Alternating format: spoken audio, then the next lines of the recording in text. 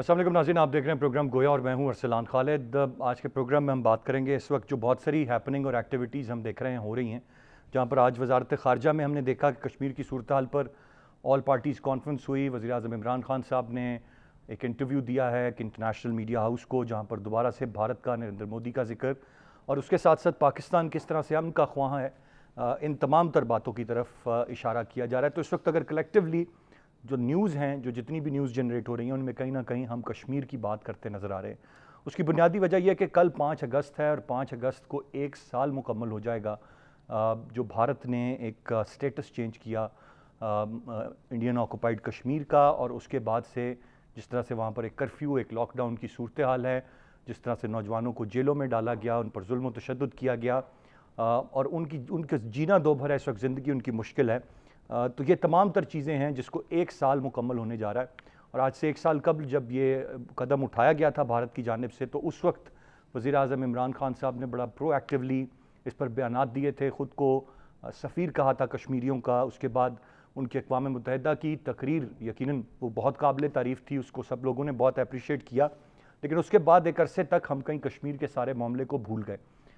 हमें बज़ाहिर हम कहीं पर जो क्लॉक्स हैं सिर्फ वो नस्ब करते नज़र आए, कहीं पर हम सिर्फ इक्का दुक्का रस्मी बयानात देते नज़र आए, लेकिन अमली तौर पर हमने उस तरह से प्रोएक्टिवली ना इस मामले को लेकर सिफारतकारी की, सिवाय चंद एक ममालिक के ना हम बहुत सारे ममालिक की हिमायत इस सारे मामले पर हम हासिल कर सके। और आज इस बात को एक साल मुकम्मल हो रहा है।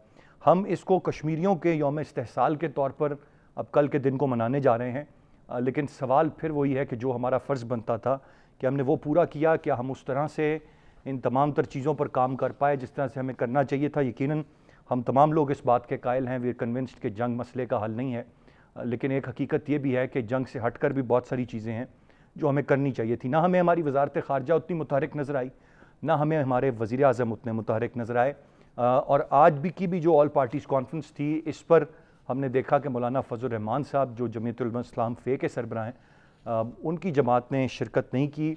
उनको शहबाज शरीफ साहब ने मनाने की कोशिश भी की, लेकिन उनका ये मौक़िफ़ है कि इस मौजूदा हुकूमत ने, सिविल हुकूमत ने कश्मीर का सौदा किया और अब ये मगरमच्छ के आंसू बहा रहे हैं।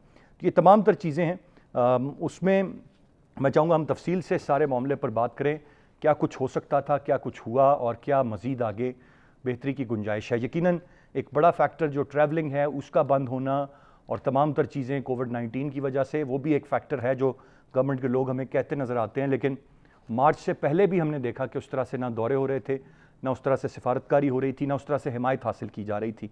और फिर आप एक जवाज़ यकीनन कोविड-19 को दे सकते हैं। उसके साथ साथ जो अदालत है उसने एक मरतबा फिर कुलभूषण यादव, जो कि यहाँ पर एक दहशतगर्द जासूस, उसको दोबारा से बात की है कि उसको वकील करने का एक हक़ दिया जाए।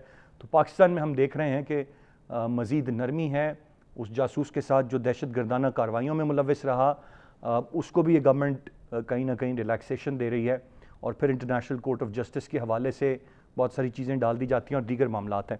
तो चाहूँगा तफसील से हमें सारे मामले पर बात करें। गेस्ट पार्टिसिपेंट्स का तारुफ कराता चलूँ। प्रोग्राम में हमें ज्वाइन किया है नासिर बेग चुगताई साहब ने, सीनियर सहाफ़ी और सीनियर तज्ज़ियाकार हैं। बहुत शुक्रिया नासिर बेग साहब आपके वक्त का। मोहसिन बेग साहब हमारे साथ मौजूद हैं, आप भी सीनियर तज्ज़ियाकार हैं। उनके साथ साथ इमरान याकूब साहब हमारे साथ प्रोग्राम में मौजूद हैं, जो कि एंकर पर्सन हैं और सीनियर तज्ज़ियाकार हैं। तीनों मौजूद मेहमानों का बहुत शुक्रिया, वेलकम कहूँगा। नासिर बेग साहब, गुफ्तगू का आगाज़ मैं आपसे करूँगा। सर, आज हम कश्मीर हाईवे को इस्लामाबाद में श्रीनगर हाईवे कह रहे हैं। माजी में हमने लाहौर की कुछ सड़कें और अंडरपास के नाम तब्दील किए थे, और आज इंटरव्यू भी हम दे रहे हैं। सवाल ये है कि क्या जितना कुछ करना चाहिए था हमने वो सब किया, या कहीं ना कहीं कमी और कोताही रह गई? एक तो मैं आपको बता दूं कि हिंदुस्तान ने आज़ाद कश्मीर तक के हिस्से को अपने नक्शे में शामिल कर लिया है, और उसके कई महीने बाद आज हमारी काबीना ने फैसला किया है कि मकबूजा कश्मीर को अपने नक्शे में शामिल किया जाए।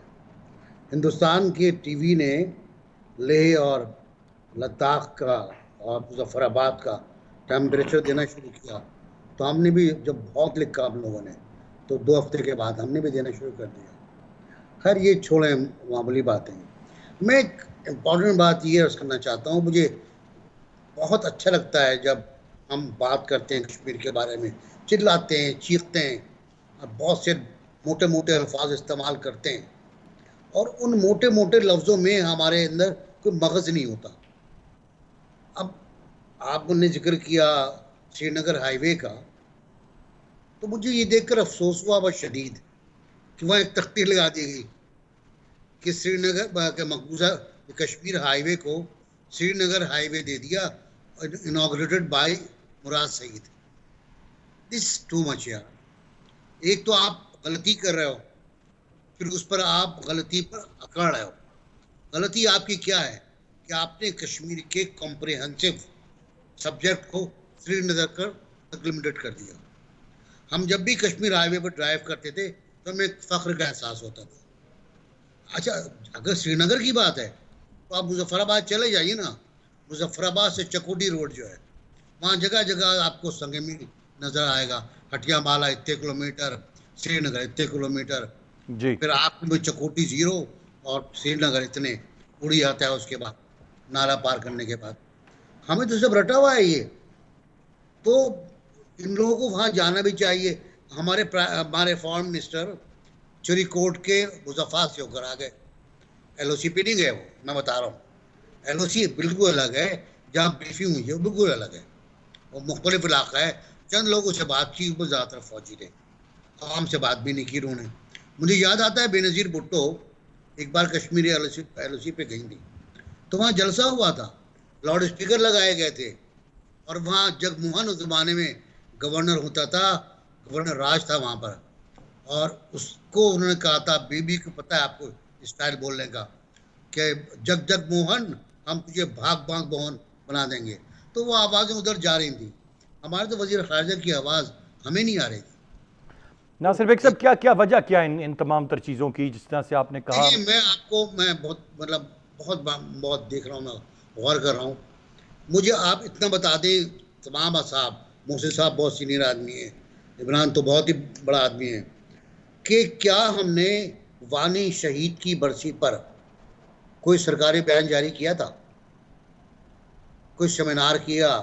کوئی برسی کی تقریب کی سرکاری طور پر؟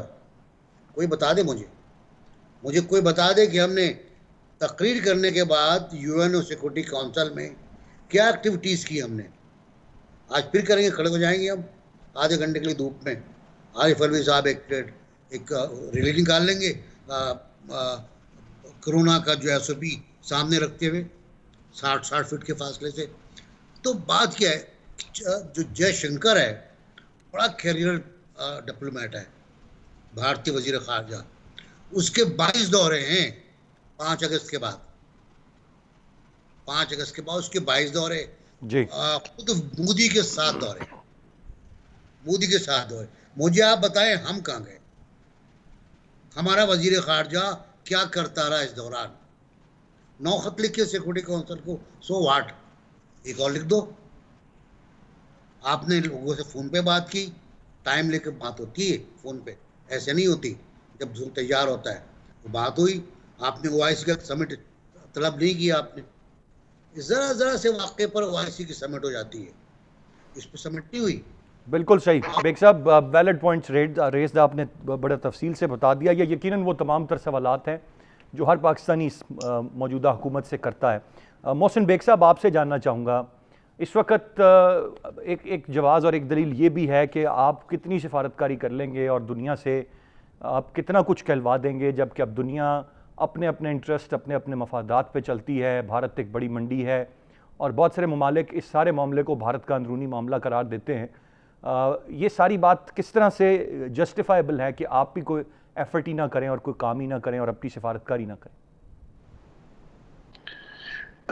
اسلام بیگ صاحب نے بڑا تفصیل سے بتا دیا ہے. بیسیکلی سفارتکاری جہاں تک ہماری ہے وہ اس پہ کیا میں تبصرہ کروں. شروع دن سے ہی ہم لوگ بہت لیگ کرتے ہیں انڈیا کے کمپیریزن میں. ان کی سفارتکاری بہت اچھی کہہ لیجئے کہ وہ باور کرواتے ہیں پوری دنیا کو. انہوں نے باور کروایا سیکیورٹی کونسل کے سارے رولز اینڈ ریگولیشن یا جتنی ان کی اس کے اوپر کشمیر کے اوپر ریزولوشنز تھیں انہوں نے پیچھے کر کے اپنی آپ کو آگے کیا اپنی سفارتکاری کے ذریعے، اور بہت امپریسو انہوں نے اپنا کیس فائٹ کیا. ابھی آپ گلبھوشن کی بات کر رہے تھے، دیکھیے اس میں بھی انہوں نے بہت طریقے سے گھیر گھار کے ہمیں کورٹ آف انٹرنیشنل کورٹ میں لے کے گئے ہیں. اب آپ نے ان کی ریکوائرمنٹ پوری کرنی ہے, آپ پھنس گئے. دوسری بات یہ ہے کہ کشمیر کے ایشو کے اوپر پہلے دن سے مطلب ہم نے ان کے بیچاروں کے لیے کیا کرنا تھا, ہم اپنے لیے کچھ کر نہیں پا رہے. اور یہ جو موجودہ گورنمنٹ ہے اس میں بھی آپ دیکھ لیجئے وہی طرز, وہی عمل جو پہلے چلا آ رہا تھا, بلکہ شاید اب تو اس سے بھی خراب ہو گیا.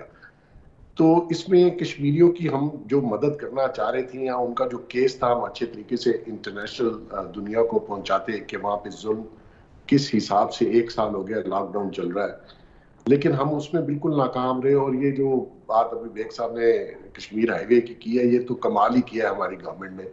اتنے آرٹیفیشل کام آپ جب کرتے ہیں تو اس کا امپیکٹ کچھ نہیں پڑتا, وہ نیگیٹیوٹی میں جاتا ہے. وہ آپ دنیا کے سامنے آپ اپنا کیس خود ویک کر رہے ہوتے ہیں, اور جہاں آپ نے سالڈ کام کرنا تھا وہ آپ پورے 1 سال میں نہیں کر سکے. یہ بہت اچھا کیس تھا کشمیر کا جس کو آپ ہائی لائٹ کرتے پوری دنیا کے سامنے. ہیومن رائٹس کی جو وائلیشنز ہیں اس میں آپ دیکھیے یورپین یونین نے سب نے مل کے گولڈن ہائٹس کے اوپر ایک سٹیٹمنٹ دی. سب نے کہا جی ہم امریکہ کا موقف نہیں مانتے. انہوں نے ریکگنائز کیا گولڈن رائٹس کو, ساری یورپین یونین نے اس کو ریجیکٹ کیا. ہمارے ہاں ہمیں بھی یہ چاہیے تھا کہ ہم یورپین یونین میں یا امریکہ میں چلیں, اتنا انفلوئنس ہمارا نہیں ہے یا نہیں رہا. اب باقی جو ممالک تھے یا عرب کنٹریز تھے وہاں سے کوئی سٹیٹمنٹ آپ نہیں دلوا سکے, بلکہ انڈیا وہاں بھی باور کر کے گیا. ایران کا اگر انڈیا سے نکلنا ہے تو وہ چائنا کی ایفرٹس ہیں, وہ ہماری نہیں ہے. اس کا کریڈٹ بھی ہم لے رہے ہیں اور ہمارے کچھ اور ادارے لے رہے ہیں. حالانکہ میں سمجھتا ہوں کہ گلبھوشن یادو کے کیس میں ایران اگر ہماری مدد کرتا تو اس کے جو 2 ساتھی اور تھے جو اس کے ساتھ سونار کا بزنس کر رہے تھے, سونار کی دکان کر رہے تھے, وہ بھی اگر ایران ہمارے حوالے کر دیتا تو بہت سی آپ کو معلومات مل جاتی ہیں, تاکہ یہ جو دہشت گردی کا نیٹ ورک فاٹا میں اور افغانستان میں تھا اس سے آپ ایزیلی ڈیل کر سکتے ہیں. لیکن ایسا نہیں ہوا. تو مقصد یہ ہے کہ یہ سفارتکاری تو بھول جائیں, ہمارے ہاں صرف بیان بازی ہے. کشمیر کا حل میں نہیں سمجھتا کہ ہماری گورنمنٹ اس طریقے سے اس مسئلے کو اجاگر کر سکی.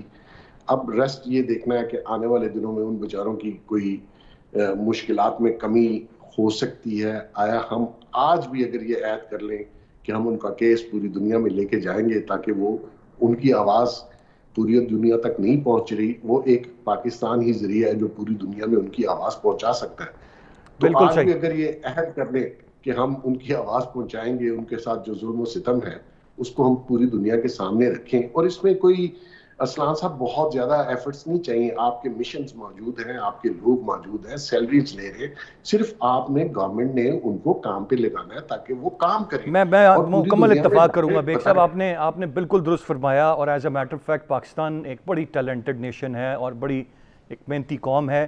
ہماری سفارت, بھارت ہم سے سفارتکاری میں اس لیے شاید بہتر جا رہا ہے جس طرح سے آپ نے کہا, اور عمران یعقوب صاحب شاید میری بات سے اتفاق کریں گے, اس لیے کہ ہم تو کوئی سفارتکاری کر ہی نہیں رہے. ہم تو کریں گے تو اس کا کوئی معیار جانچیں گے کہ وہ بہتر ہے یا اچھی ہے یا بری ہے یا کمپیریزن میں کتنی اچھی ہے. As a matter of fact یہ جو عمران یعقوب صاحب ہمارا لیڈ بیک ایٹیٹیوڈ ہے, یہ خواہش ہی نہیں ہے, ہمارے اندر یہ ڈیزائر ہی نہیں ہے کہ ہم نے یہ کرنا ہے, اس لیے نہیں کر پا رہے, یا کچھ اور بھی مجبوریاں ہیں جو آڑے آ رہی ہیں. جی ارسلان صاحب, میں یہ کہہ رہا ہوں کہ آپ نے ایسے 2 صحافیوں کے ساتھ مجھے بٹھا دیا ہے کہ ناصر بیگ چغتائی صاحب ویسے میرے استاد رہے ہیں, جنگ اخبار میں بھی اور جیو ٹی وی میں بھی. اب ان کے سامنے میں کیا بولوں. محسن بیگ صاحب ویسے اسلام آباد کے بڑی باخبر اور بااثر صحافی ہیں, تو یہ میرے سے تو دونوں زیادہ علم رکھتے ہیں. لیکن میں یہ سمجھتا ہوں کہ جو یہ بات آپ نے کی ہے نا ان دونوں نے کہ یہ روڈ کا نام چینج کرنا یا کیا کرنا, تو سر بات یہ ہے کہ جو بندہ جو اس کے بس میں ہوتا ہے نا وہی کرتا ہے. یہ حکومت بیچاری کیا کرتی, معصوم سی ہماری حکومت ہے, اتنی اچھی حکومت ہے, وہ نام بھی نہ چینج کر رہے. آپ اتنی پابندیاں تو نہ لگائیں کہ اس کسی روڈ کا نام بھی چینج نہ کریں. اصل میں تو یہ نام چینج کر کے انہوں نے یہ کہا ہے کہ جاگتے رہنا ساڑھے تے نہ رہنا, ہم یہی کر سکتے ہیں, سو ہم نے کر دیا. بات یہ کہ ہم کس بات کا گلہ کریں, کس بات کی کریں. آپ مجھے یہ بتا دیں کہ کشمیر والا ایشو جو ہے 1 سال ہو گیا, ایک سال میں ہم تو ہر پروگرام میں یہ بات ہوئی, ہر اداریے میں یہ بات ہوئی, ہر کالم میں یہ بات ہوئی. کوئی مجھے ٹی وی کا ایسا پروگرام بتا دیں جس میں کشمیر پہ یہ بات نہ ہوئی اور یہ حکومت پہ اس طرح سے تجاویز نہ دی گئی ہوں کہ آپ اقوام متحدہ میں چلے جائیں، آپ OIC میں چلے جائیں، آپ یورپی یونین میں چلے جائیں، لیکن کہاں بات یہ ہے کہ یہ انہیں اپنی کیپیسٹی کا، اپنی ایبیلٹی کا اور اپنے معاملات کا اچھی طرح پتہ ہے، ہم سب سے زیادہ پتہ ہے۔ اب ان لوگوں نے جو چیز فوکس کرنی تھی وہ شاہ محمود قریشی صاحب کا آپ دیکھیں وہ کیا بیان، جب وہ گفتگو کرتے ہیں آن کیمرہ خاص طور پہ، تو ان کی گفتگو سے تو ایسا لگتا ہے کہ کشمیر آزاد ہو چکا ہے، لیکن عملاً انہوں نے کیا کیا وہ آپ کے سامنے ہے۔ ملیحہ لودھی کو وہاں سے جس طرح سے ہٹایا گیا، منیر اکرم صاحب کو جس طرح سے وہاں ان کیا گیا، یہ ایک بہت بڑی سٹوری۔ اور ایسے حالات میں جب آپ کو وہاں پہ ضرورت ہو ایک ایسے بندے کی جو اثر بھی ہو اور جس کے تعلقات بھی ہوں اور جو اچھے طریقے سے آپ کا کیس پلیڈ کر سکے، یہاں پہ ان چیزوں پہ تو نہیں دیکھا گیا، یہاں تو ذاتی پسند اور ناپسند سے فیصلے کیے گئے ہیں۔ اس لیے میں تو کہتا ہوں کہ آپ اس حکومت کا اس بات پہ بھی شکریہ ادا کریں کہ انہوں نے کم از کم ایک روڈ کا نام تو تبدیل کر دیا۔ اب مجھے اس بات کا نہیں پتا کہ کشمیر ہائی وے کا نام بدلنے سے، سری نگر ہائی وے رکھنے سے اس کا کشمیریوں کی آزادی پہ، کشمیریوں کے مسائل پہ کیا اثر ہوگا۔ کشمیر تو پھر ایک بڑا کاز ہے، سری نگر تو اس کا ایک حصہ ہے۔ اگر آپ صرف سری نگر کہہ رہے ہیں تو اس کا مطلب ہے کہ آپ نے تو ویسے ہی اپنے آپ کو اس نام میں بھی محدود کر لیا، تو پھر اپنے کام میں آپ کیا کریں گے؟ یہ ساری چیزیں جو آپ کو دیکھنا ہوں گی، اور میں سمجھتا ہوں کہ ہمیں اس حکومت سے زیادہ توقعات رکھنی بھی نہیں چاہیے۔ کشمیریوں نے اپنی جنگ آج تک 72 سالوں میں خود ہی لڑی ہے، اور اب بھی انہوں نے خود ہی جنگ لڑنا ہے۔ انہیں آزادی اپنی کوششوں سے ملے گی، میرے یا آپ کے کہنے سے نہیں ملے گی۔ بالکل صحیح سر، آپ نے درست فرمایا۔ وہ نام یہ تبدیل کر دیں، وہاں پر ہم دیکھتے ہیں کہ بھارتی چینل جو ہیں وہ پاکستان کے علاقوں اور GB اور آزاد کشمیر کا درجہ حرارت بتانا شروع کرتے ہیں۔ ہم صرف ریاکشنری اتنا کرتے ہیں کہ ہم بھی وہ درجہ حرارت بتانا شروع کر دیتے ہیں، وہ نقشہ نیا بنا لیتے ہیں۔ آج ہم نے بھی تہیہ کر لیا ہے، ہم بھی نیا نقشہ بنا لیں گے۔ تو یہ اسی طرح کئی معاملات ہیں جو کہ انفارچونیٹلی چل رہے ہیں۔ ناصر بیگ صاحب، ایک بڑا اہم سوال، چونکہ آپ میڈیا کی پلس کو شاید آپ سے بہتر کوئی نہیں جانتا اور سمجھتا، اور انٹرنیشنل میڈیا کو بھی آپ بہت بہتر انداز میں سمجھتے ہیں۔ 5 اگست کے بعد یہ پہلا موقع تھا میرے خیال سے، اگر ان ریسنٹ ٹائمز بات کی جائے، میں تھرو آؤٹ نہیں بات کر رہا، لیکن پچھلے 10 15 20 سال کی اگر بات کی جائے، تو آل آؤٹ جا کے انٹرنیشنل میڈیا نے کشمیر کی فیور میں اتنا نہیں لکھا یا اتنا اس کو اجاگر نہیں کیا جتنا اس دفعہ کیا تھا، اور کافی عرصے تک یہ معاملہ چلتا رہا۔ یہ کیوں اتنا انفارچونیٹ ہے کہ ہم اس گولڈن اپرچونٹی کو بھی مٹیریلائز نہیں کرا پائے، اور اب انٹرنیشنل میڈیا بھی شاید خاموش ہوتا جا رہا ہے؟ نہیں، ہم اس کو بھی اپنا کارنامہ کہہ رہے ہیں نا۔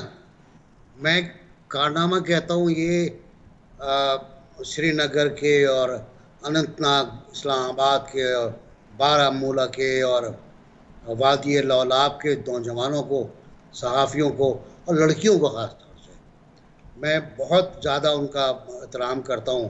میں سمجھتا ہوں کہ وہ بہت بڑی مجاہد خواتین ہیں جو خبر وہاں سے نکالتی تھیں، وہاں سے فوٹیج نکالتی تھی۔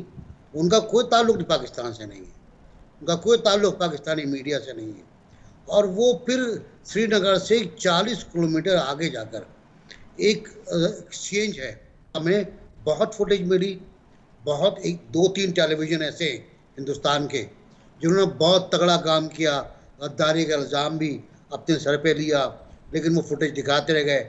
ان کے مالکان کو پیرس جاتے ہوئے ڈیپورٹ کر دیا گیا، جہاز سے اتار لیا گیا، ان پر انکم ٹیکس کے مقدمے بنا دیے گئے۔ لیکن 2-3 چینل ایسے ہیں جو واقعتاً بہت اچھا کام کرتے رہے۔ اب جب یہ کرونا وغیرہ آیا تو اس میں وہ پھنس گئے۔ میں یہ کہہ رہا تھا کہ ہمارے میڈیا کو اپنے طور پر انویسٹیگیٹ بھی کرنا چاہیے صورتحال کو، یہ بھی دیکھنا چاہیے کہ ہم کیا کر سکتے تھے۔ ہم یہ کر سکتے تھے نا کہ ہم ایک آفینسو لانچ کرتے، ہم ایک بڑا آفینسو لانچ کرتے، ڈپلومیسی کا کر لیتے۔ چلے ہم لڑ نہیں سکتے، ہم مرعوب ہیں ان سے، اور پہلے ہم ان کے لیے دعائیں کرتے تھے کہ وہ جیت جائے، پہلے ہم کہتے تھے کہ وہ آ گیا تو مسئلہ کشمیر حل ہو جائے گا۔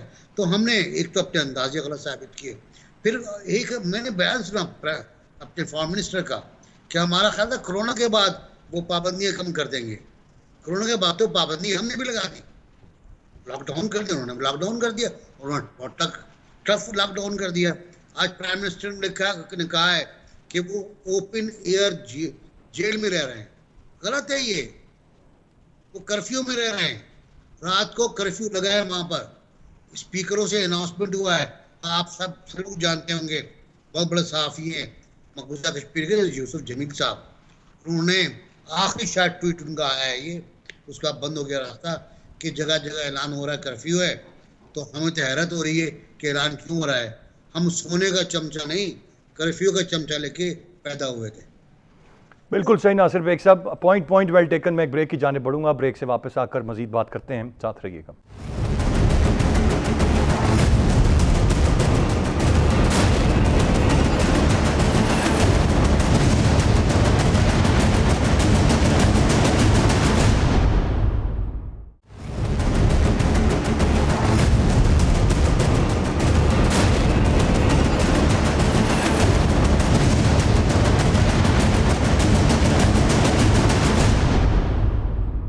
जी वेलकम बैक। गुफ्तगू को आगे बढ़ाते हुए मोहसिन बेग साहब, मैं आपसे जानना चाहूँगा थोड़ा सा, अगर हम भारतीय चैनल्स को ऑब्ज़र्व करें तो वो उनके तमाम तर जो प्रोग्राम्स हैं रोज़ाना की बुनियाद पे वो जंग का पैगाम देते हैं, वो नफ़रत का पैगाम देते हैं, और उनका मौजू रोज़ाना की बुनियाद पे पाकिस्तान होता है, और शायद यहीं से उनको अपनी रेटिंग्स भी मिलती हैं, या शायद उनके अवाम भी यही देखना चाहते हैं।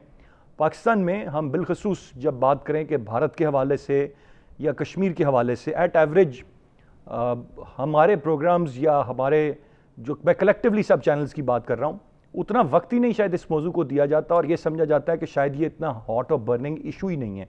ये सर क्या अलमिया है? असलान, आप ठीक कह रहे हैं। बेसिकली इंडियन मीडिया में उनकी गवर्नमेंट का और उनके जो सिक्योरिटी इदारे हैं उनका बहुत ज़्यादा इन्फ्लुएंस है, और वो उन्होंने बहुत ज़्यादा उसके ऊपर इन्वेस्ट किया हुआ है। इन्वेस्ट इन अ शेप कि वो लोग हायर करते हैं जर्नलिस्ट को अर्ली एज में मुख्तलिफ पूरी दुनिया के मुल्कों में। मैं इस चीज़ को खुद फेस कर चुका हूँ। हमारी सर्विस जो है पूरी दुनिया में जाती है, मेरी ऑनलाइन इंटरनेशनल न्यूज़ एजेंसी की सर्विस, और मुझे हैरानगी होती है कि पूरे मिडल ईस्ट में जितने बड़े न्यूज़पेपर्स हैं उनके जो एडिटर्स हैं वो इंडियन हैं। और मैं इस पे बहुत एहतजाज भी कर चुका हूँ उनसे, क्योंकि अगर दुबई में खलीज टाइम में खबर छपती है कि पाकिस्तानी ने फलां कर दिया, लेकिन जब इंडियन की बारी आती है तो वो लिखते हैं एशियन। तो मैं उनको कहता था कि आप हमें भी एशिया में ही कंसीडर करें, आप पाकिस्तानी को सिंगल आउट करते हैं। लेकिन मकसद वही है कि उनके मोस्टली एडिटर्स जो पूरे मिडल ईस्ट में या दुनिया में जहाँ मीडिया हाउसेस में बैठे हैं वो रॉ के पेरोल पे हैं, और रॉ उनको बाकायदा ट्रेन करके इन्वेस्ट करके उनकी जगह क्रिएट की जाती है। हमारे यहाँ हमें डराया जाता है, हमें मारा जाता है, हमें दोस्त दादली से हमसे काम करवाया जाता है। हमारे यहाँ ये एक वतीरा है, बजाय इसके कि आप अच्छे तरीके से पाकिस्तान का मौक़िफ़, पाकिस्तान या कश्मीर का मौक़िफ़ देखें। ये काम ज़बरदस्ती नहीं हो सकता, ये आप एक अच्छे तरीके से चलवा सकते हैं। इंटरनेशनल मीडिया में कश्मीर का इशू उजागर करना कोई मसला नहीं है, आपके पास बजट मौजूद है। अगर वो भी बलूचिस्तान के इशू को इतना हाईलाइट करते हैं, यूरोप में बसों के ऊपर ब्रांडिंग करवाते हैं, वहाँ पे बिल बोर्ड्स लगते हैं, तो आप भी ये काम कर सकते हैं। ऐसा नहीं है कि आप नहीं कर सकते, बड़ा ईजी है। लेकिन हमारे यहाँ विल नहीं है। हमें डोमेस्टिक इश्यूज पे इस तरीके से उलझाया हुआ है, और वो मैं समझता हूँ सम रीजन मीडिया का वो कसूर नहीं है, क्योंकि मसाइल पाकिस्तान के अंदर इतने हैं कि कश्मीरी बेचारा याद नहीं आता। मकसद ये है कि आया आपने इसके ऊपर जो पॉलिसी बनाई है, आया आपने उसके ऊपर कोई काम किया? 30-32 साल से करोड़ों रुपए, अरबों रुपए का बजट इस पे जा रहा है, वो कहाँ जा रहा है? कोई रिजल्ट समझ नहीं आता कहाँ है। कश्मीर से हमारे यहाँ बहुत से बच्चे स्टूडेंट्स पढ़ने के लिए आते हैं, मेडिकल कॉलेज में, प्रोफेशनल कॉलेजेस में उनका एडमिशन है, वो सर्विस भी बंद हो गई है। हालांकि जब तक पूरी दुनिया में ये हमेशा होता है कि आपने अगर कोई डिस्प्यूटेड एरिया है वहाँ आपने अपना इन्फ्लुएंस क्रिएट करना है, तो वहाँ के देखिए रशिया बहुत अरसे तक पाकिस्तानियों को रशिया में पढ़ने की फ्री अकोमोडेशन और फ्री एजुकेशन थी, बल्कि वजीफा भी मिलता था। उसकी वजह क्या है? हमारे जितने पुराने पढ़े लिखे लोग थे, कॉमरेड थे, वो रशिया से पढ़ के आए थे। ईरान ने खाना फरंग ईरान पूरे पाकिस्तान के हर शहर में खोला हुआ था, अगर आपको याद हो। ہر بڑے شہر پہ خانہ فرنگ ایران تھا. اس کے لیے کیا تھا کہ اپنی لابنگ کر رہے تھے. ہم نے کیوں نہیں کی؟ ہمارے پاس فنڈ موجود ہے, ہمارے پاس چیزیں موجود ہیں. ایسا نہیں ہے کہ پاکستان بالکل دیوالیہ پن میں ہے. باقی چیزوں کے لیے اگر آپ اپنی پروموشن کے لیے کالم نیو یارک ٹائمز میں چھپوا لیتے ہیں تو کشمیر کے ایشو پہ آپ منور نہیں کر سکتے. کر سکتے ہیں, ول چاہیے, اس کے لیے ایفرٹس چاہیے. خالی بل بورڈ چینج کرنا نہیں ہے. آپ نے سارا پروپیگنڈا کشمیر کا صرف پاکستان میں کیا. ہم جانتے ہیں کشمیر کے ایشوز کو کیا ہے. میں خود کشمیری ہوں, میرے ریلیٹیو ہیں, میں بہت محسن بیگ صاحب آپ کے دوستوں میں سے ہیں وزیر اعظم صاحب. ایک بہت آسان سا جو طریقہ کار ہے وہ یہ ہے کہ آپ انٹرنیشنل میڈیا کی ریکویسٹ کو ویلکم کریں اور آپ انٹرویو دیتے رہیں, اور ان انٹرویوز میں آپ بار بار بھارت کی جنگی جنون کا, کشمیر کے مظالم کا تذکرہ کرتے رہیں. تو یہ ایشو تو آپ اس طرح سے بھی لائیو رکھ سکتے ہیں. لیکن وہ بھی یہ ابھی کا جو ایک انٹرویو الجزیرہ کو, بہت سارے انٹرویوز کے لیے تو وزیر اعظم صاحب وقت ہی نہیں دیتے. ہمارے انٹرنیشنل میڈیا کے دوست ہی ہمیں بتا رہے ہوتے ہیں, اور میں خود بھی وابستہ ہوں تو مجھے بھی اس چیز کا اندازہ ہے. عثمان صاحب, اس کو بہت ایزیلی انٹرنیشنل میڈیا میں منور کیا جا سکتا ہے. بہت سی چیزیں انٹرنیشنل میڈیا کو ایسا نہیں ہے کہ وہاں اگر انڈیا کر سکتا ہے تو آپ بھی کر سکتے ہیں. کوئی ایشو نہیں ہے. بالکل صحیح, ایشو ہونا نہیں چاہیے, لیکن پتہ نہیں پھر کیوں کر وہ ہماری نیت نہیں ہے یا چاہتے ہی نہیں ہیں ہم, یا ہم اس طرح سے نہیں کر پاتے. میں عمران یعقوب صاحب سے جاننا چاہوں گا. عمران یعقوب صاحب, جو نقشہ ہم نے بنایا ہے یہ تاریخی دن ہے آج, اس کی تقریب رونمائی ہو گئی. یہ تاریخی دن ہے آج, یہ نقشہ ہم نے بنا لیا ہے. ایک تو اس پر اپنی رائے فرما دیں, اور ساتھ ساتھ جو اس وقت سر نئے الائنسز بن رہے ہیں, اس وقت جو چین اور بھارت کی ایک ٹینشن ہے, اس میں ایک بڑی پازیٹیوٹی ہمیں یہ نظر آئی کہ حال ہی میں عمران خان صاحب نے فون کیا بنگلہ دیش کی وزیر اعظم کو اور ان کو دعوت دی پاکستان آنے کی, اور بظاہر لگا کہ شاید پاکستان اور بنگلہ دیش کے درمیان کچھ معاملات بہتر ہوں گے. دیگر جو بھارت کے ہمسایہ ممالک ہیں ان کے ساتھ بھی اس کے مسائل ہیں. چین کے ساتھ بہت بڑا مسئلہ چل رہا ہے. تو ایسے میں تھا کہ شاید سنگل آؤٹ اور آئسولیٹ ہو جائے گا بھارت. اس معاملے کو آپ کس حد تک اور کس طرف جاتا دیکھ رہے ہیں؟ ارسلان, پہلی بات تو یہ ہے کہ میں سمجھتا ہوں کہ یہ اچھا کام ہے. جو کشمیر کا نقشہ پاکستانی نقشے میں شامل کرنا, یہ اچھا کام ہے, اور اس پہ حکومت کی تعریف کی جانی چاہیے کہ انہوں نے اچھا کیا. یہ بڑا وہ کہتے ہیں نا, بڑی دیر کر دی مہرباں آتے آتے. یہ پتہ نہیں کیوں انہوں نے آج تک ایسا نہیں کیا ہوا تھا. یہ اچھا کام ہے, اس کی تعریف ہونی چاہیے. دوسری بات یہ ہے کہ اس سے جو فائدہ ہوگا وہ یہ ہوگا کہ جب نقشے میں آپ دیکھیں گے, بچے آپ کے دیکھیں گے, سٹوڈنٹس دیکھیں گے, تو ان کو یہ احساس ہوگا کہ کشمیر بھی ہمارا حصہ ہے اور اس پہ دشمن نے قبضہ کیا ہوا ہے, تو ہم نے اس کے لیے کچھ کرنا ہے.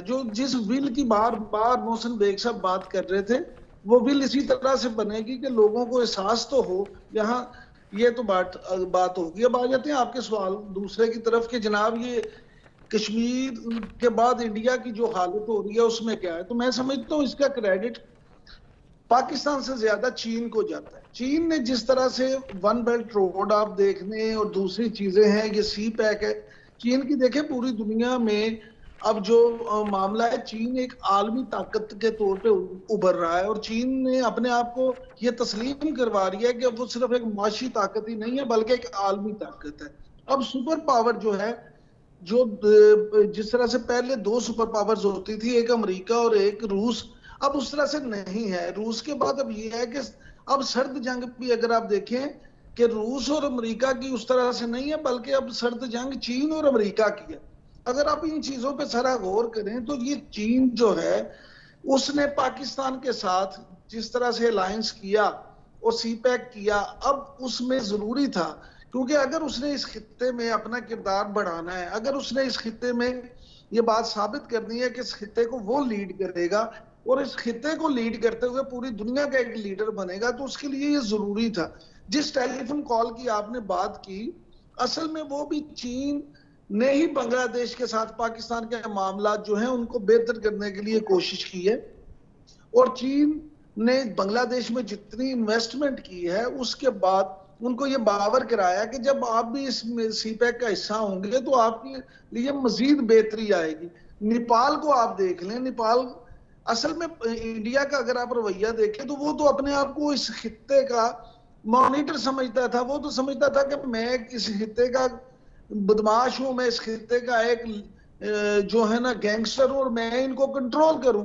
ہو سکتا ہے میرے الفاظ آپ کو سخت لگیں، لیکن بات یہی ہے کہ وہ اپنے آپ کو یہاں کا ایک ڈان سمجھتا تھا، اور اس کا خیال تھا کہ میں نیپال، بنگلہ دیش، سری لنکا، یہ تو پہلے ہی میرے بغل بچے ہیں، اب میں پاکستان کو بھی ڈراؤں گا. لیکن پاکستان نے اس میں تو کریڈٹ دوں گا پاکستانی افواج کو، کہ پاکستانی پولیٹیشن سے زیادہ پاکستانی افواج جو ہیں ان کی وجہ سے انڈیا اس طرح سے کبھی بھی اپنے ناپاک عزائم میں کامیاب نہیں ہو سکا ہمارے. اور اس کے بعد جب آپ کو یہ بات اچھی لگے یا بری، جب ہم نے ایٹمی دھماکہ کر لیا، جب ہم ایٹمی طاقت ہو گئے، تو انڈیا کے لیے پھر پاکستان پہ حملہ کرنا یا پاکستان کے ساتھ اس طرح سے کوئی بدماشی کرنا اتنا آسان نہیں رہا. آپ کو یاد ہے پچھلے سال بھی اس کو منہ کی کھانا پڑی تھی، جب انہوں نے کبھی سرجیکل سٹرائک کا کہا، کبھی کچھ کا. یہ ساری چیزیں اگر آپ دیکھیں تو میں سمجھتا ہوں کہ پاکستان نے اگر اس خطے میں اپنا کوئی کردار ادا کرنا اور اس دنیا میں اگر اپنا کوئی معاملہ بہتر معاملات کو کرنا ہے، تو اس کے لیے ضروری ہے کہ چین کے ساتھ اپنی دوستی کو مزید بہتر کیا جائے، اور چین کو یہ اعتماد دلایا جائے کہ ہم آپ کے ساتھ ہیں.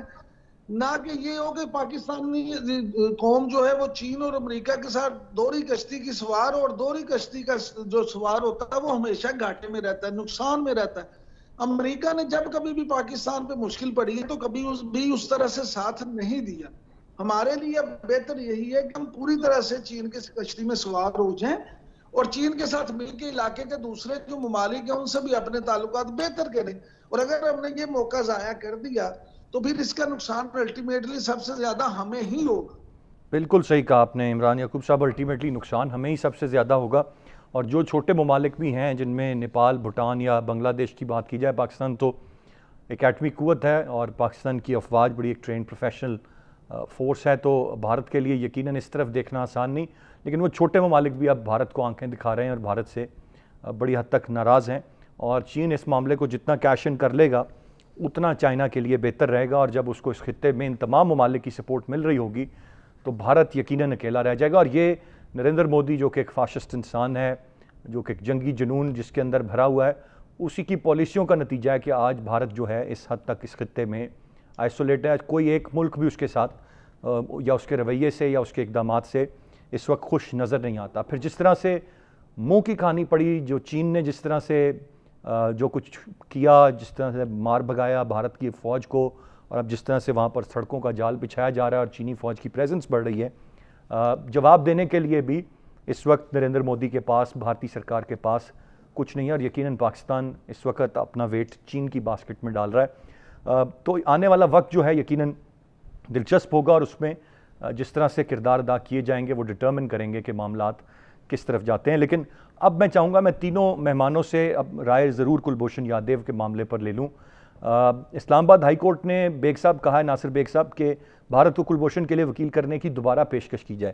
میں سر آپ کے تجربے سے سیکھنا چاہوں گا. میں سمجھ نہیں پا رہا ہوں، آپ صدارتی آرڈیننس لا رہے ہیں، آپ دوبارہ کونسلر رسائی، والدہ بیوی کی ملاقات، ایک دہشت گرد سے، سر یہ it's not about spy only, یہ جاسوسی کی بات نہیں ہے، یہ دہشت گردی کی بات ہے. پھر آپ اس کو اپیل کا حق دے رہے ہیں، پھر اپیل میں آپ منت سماجت پہ اب آ گئے ہیں کہ آپ دوبارہ وکیل کر لیں برائے مہربانی. وہ خود کہہ رہا ہے میں نے وکیل نہیں. اس کا کوئی میں تو شاید نہیں سمجھ پا رہا. میں نے جو آپ سے کہا کہ اپنے تجربے سے مجھے پلیز سمجھا دیجئے کہ اس کا کیا امپیکٹ ہوگا. کیا ہم باہر کی دنیا کی نظروں میں بہت اچھے ثابت ہوں گے؟ کیا ہم کسی اور کو خوش کرنا چاہ رہے ہیں؟ یہ کیا ہے، کیا ماجرا ناصر بیگ صاحب؟ نہیں، آئی سی جے کے جو فیصلہ ہماری غلطی سے اس نے وہ فیصلہ دیا، کیونکہ ہمارے جو بہت عظیم الشان لائرز تھے لیڈ بائی فروغ نسیم صاحب، وہ جب وہاں گئے تھے انہوں نے نیشنل سیکورٹی کے بجائے ٹیررزم پہ بات کی. انہیں یہ بات کرنی تھی کہ کلبھوشن نیشنل سیکورٹی کا ہمارا خطرہ ہے اور ہم اس کو کونسل ایکسیس نہیں دے سکتے. وہاں ہم نے بات کی یہ ٹیررسٹ ہے.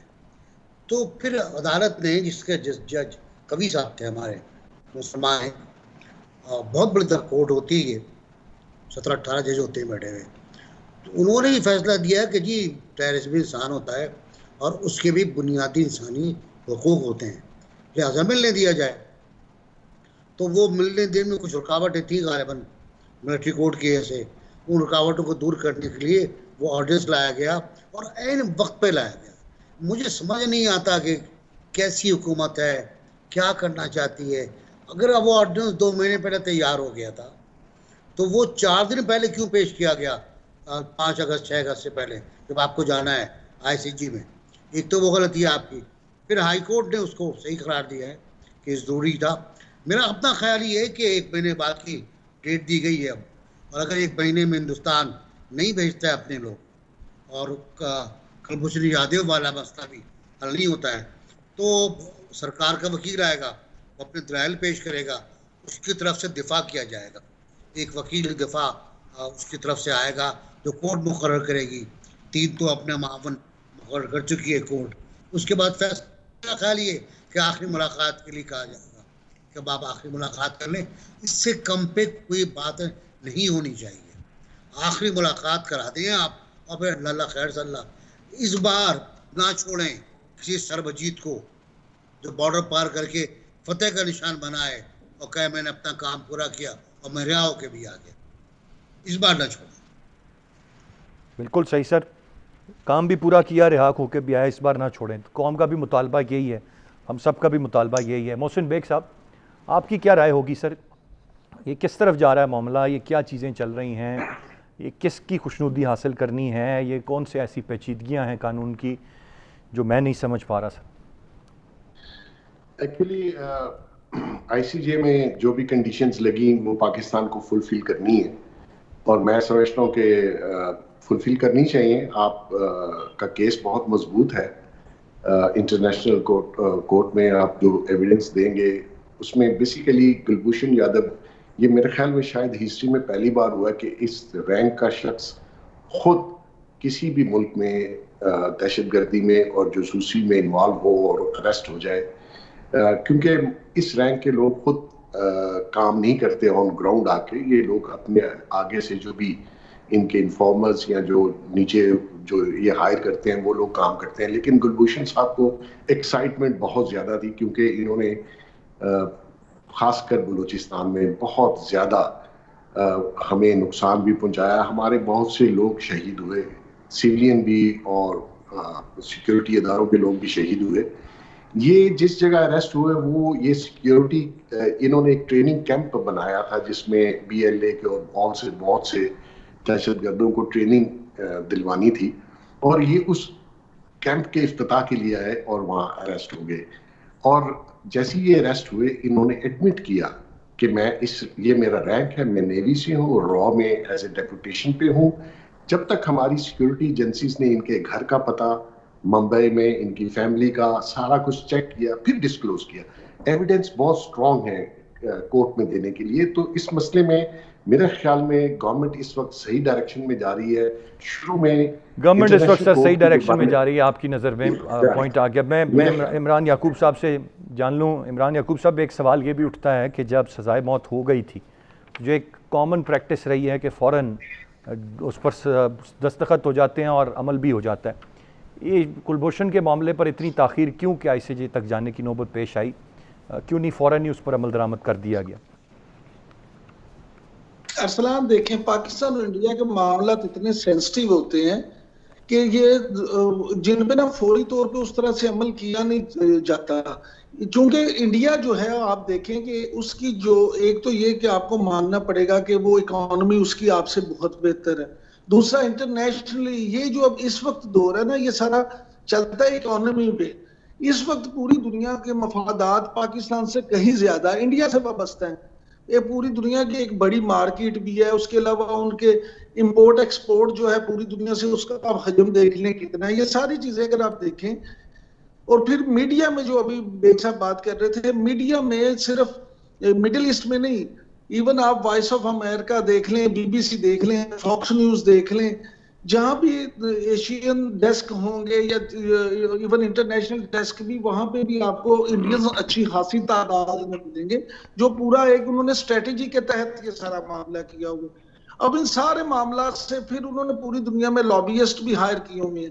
یہ سارے معاملات سے نپٹنے کے لیے ضروری تھا کہ آپ ان کو یہ موقع فراہم کرتے اور یہ کہ تاکہ کل کو وہ یہ نہ کہہ سکیں کہ جناب ہمیں تو موقع ہی نہیں دیا گیا, یہ تو انہوں نے پکڑ کے ایسی زبردستی کر دیا. جس طرح سے ہمارے اداروں نے اس کے پورا کلبھوشن یادو کے معاملے میں پورا کیس بنایا اور جس طرح سے پوری چیز یہ ڈیولپ کی ہے، یہ وہی وجہ ہے کہ اب پوری دنیا میں کہیں بھی اس سے انکار نہیں کیا جا سکتا کہ کلبھوشن ایک دہشت گرد تھا.